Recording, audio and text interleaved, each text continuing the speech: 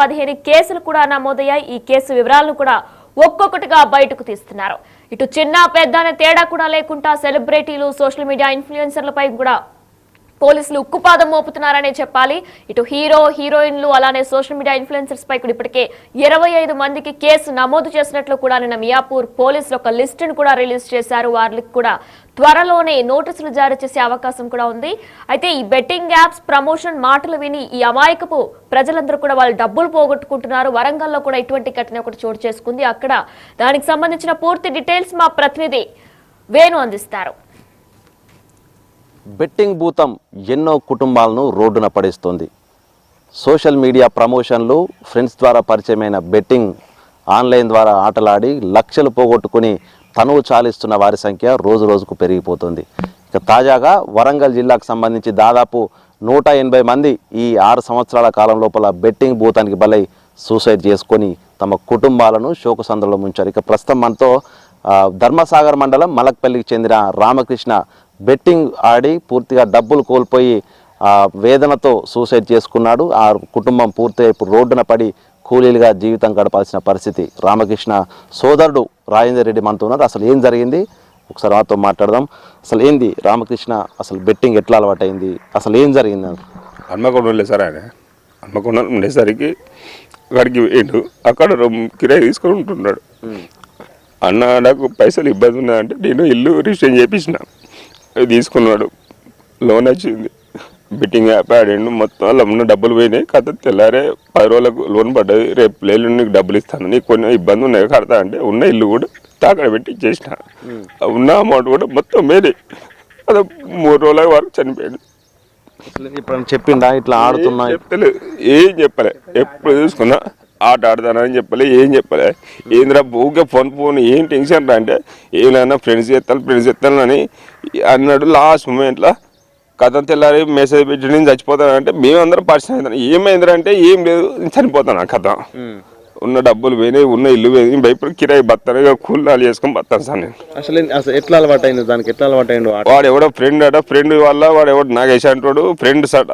వాడట వానికి నేర్పిండట, నేర్పి పడుకున్నాని దానికి క్లోజ్ చేసిండట. నేను ఇది పోయిందన్న అది పోయిందని అన్నాక వద్దు అంటే తీసుకుపోయి వాడిని అలా నేర్పించిండట.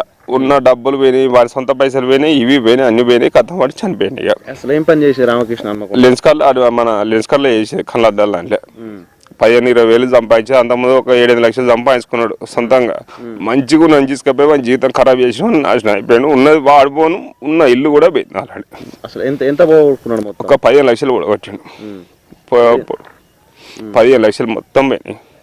ఉన్న వాడు పోయిండు, ఇల్లు పోయింది. సరే వాడు నువ్వు ఉండరా, ఏం కాకుండా ఉన్నా కూడా నేను సరే కష్టం అనిష్టం చేసి కడదామంటే అది కూడా పోయింది మొత్తానికి. ఇప్పుడు అంటే మీ సొంతంగా ఉన్న ఇల్లు బెట్టింగ్ డబ్బులు కట్టడానికి వెళ్ళిపోయింది. అసలు ఏంది మరి ఇప్పుడు ఎట్లా జీవితం గడుపుతున్నా? ఏమన్నా కూలీలు చేసుకుంటాను, ఇట్లా కూలి పోతే బతుకు లేకుంటే ఏం లేదు మాకు. ఏం వేరేది కూడా ఊళ్ళో కూడా అందరికీ తెలిసిన విషయం ఇది. మా భార్య కూలిపోతా, నేను కూలిపోతా, అదే కూలీలు చేసుకొని పోతాను. పెళ్లి కాలేదా? కాలేదు. మీ పేరెంట్స్ వాళ్ళు చనిపోయారు, ముందే చనిపోయారు. నేనే చదివిన ఇన్ని రోజులు, వాడు చనిపోయాడు. మీ దగ్గర పెరిగి ప్రయోజకుడు అవుతాడు అనుకుంటే బెట్టింగ్ యాప్ టైంలో కథ బెట్టింగ్ యాప్లో పడ్డాడు. వాడు సూసైడ్ చేసుకున్నాడు, ప్లస్ మమ్మల్ని కూడా ఇప్పుడు సావనీకి చేయించాడు. ఆయన కూడా ఏదో ధైర్యంగా మన పిల్లలు ఇద్దరు అని చెప్పేసి ఇట్లా చేసుకుంటా బతుకున్నాం. అసలు ఇల్లు అమ్మేసి కట్టేసినాయి కదా డబ్బులు చచ్చుకుంటా. ఇప్పుడు సొంత ఇల్లు కూడా లేదు, ఏం లేదు మాకు. గుంట జాగ కూడా లేదు, వ్యవసాయ భూములు కూడా ఏం లేదు మాకు. కూలినా చేసుకుని బతుకోవడానికి. అసలు ఈ బెట్టింగ్ యాప్కి సంబంధించి ఎన్నడూ మీ దృష్టికి రాలేదు? ఇప్పుడైనా మీ చుట్టుపక్కల బెట్టింగ్ యాప్లు ఆడేటోళ్ళు వాళ్ళు కనిపిస్తున్నారు. అసలు ఏం చెప్తారు వాళ్ళకి? ఏం ఒక్కటి చెప్తాను, మీరు దయచేసి ఈ బెట్టింగ్ యాప్లలో పోకండి. సెల్లులు వాడుకునేంతసేపు వాడుకోవాలి, కానీ ఈ బెట్టింగ్ యాప్లో పోయి కన్న తల్లి పోయినా కూడా అన్న వాళ్ళు ఇట్లా ఉన్నా కూడా వాళ్ళని జాగ్రత్తగా చూసుకోవాలి. ఎందుకంటే మిమ్మల్ని కానీ పెంచిన తల్లిదండ్రులు పోయినా కూడా సాగిన వాళ్ళు ఉన్నారు, వాళ్ళని చూసుకోవాలి తప్ప కానీ ఎవ్వరు మాత్రం ఇబ్బంది పెట్టకండి. దయచేసి అందరికి విజ్ఞప్తి చెప్తున్నా, ఈ బెట్టింగ్ యాప్లు మానుకోండి. ఫస్ట్ ఎవరన్నా వీళ్ళ ఫ్రెండ్స్ ఎవరన్నా ఈ దందాలో ఉండి చనిపోయిన వాళ్ళు ఉన్నారా? ఈయన మావాడే ఫస్ట్, ఇక ఇవ్వలేరు. ఇక అలా చూసాము. ఇది రామకృష్ణ బెట్టింగ్ యాప్కు భూతానికి బలై ప్రస్తుతం ఆ కుటుంబాన్ని తను చిన్నప్పటి నుంచి కూడా తల్లిదండ్రి లేకున్నా అల్లారు ముద్దుగా పెంచి ప్రయోజయితాడు అదైతే అనుకొని కుటుంబాన్ని సాగుతాడు అనుకుంటే పూర్తిగా అప్పుల్లో కూరుకుపోయి బెట్టింగ్ యాప్ కారణంగా కూడా సూసైడ్ చేసుకోవడమే కాదు, తన అన్న కష్టార్జితమైనటువంటి ఇల్లును కూడా అమ్ముకోవాల్సిన పరిస్థితి. ఇప్పుడు అప్పులు తీర్చడానికే ఇల్లు అమ్ముకొని రోడ్డున పడ్డ పరిస్థితి. ఇద్దరు కూడా ఇప్పుడు కూలీ నాలు చేసుకుంటూ బతుకిల్లలు తీస్తూ కూడా బ్రతుకుపై కూడా పూర్తిగా ఎలా బతకాలంటూ కూడా అగమ్య గోచర పరిస్థితి. అంటే మొత్తంగా బెట్టింగ్ భూతము ఏ విధంగా కుటుంబాలను ఆగం చేస్తుందనేది రామకృష్ణ సూసైడ్ అనేది ఒక ఉదాహరణ. అయితే బెట్టింగ్ భూతానికి బలై సూసైడ్ చేసుకునే వ్యక్తులు పక్కన ఉంచితే వాళ్ళ కుటుంబాలు ఎంత చిత్రవద అనుభవిస్తున్నాయో మనం రాజేందరే ఒక ప్రత్యేక ఉదాహరణ అని చెప్పుకోవచ్చు.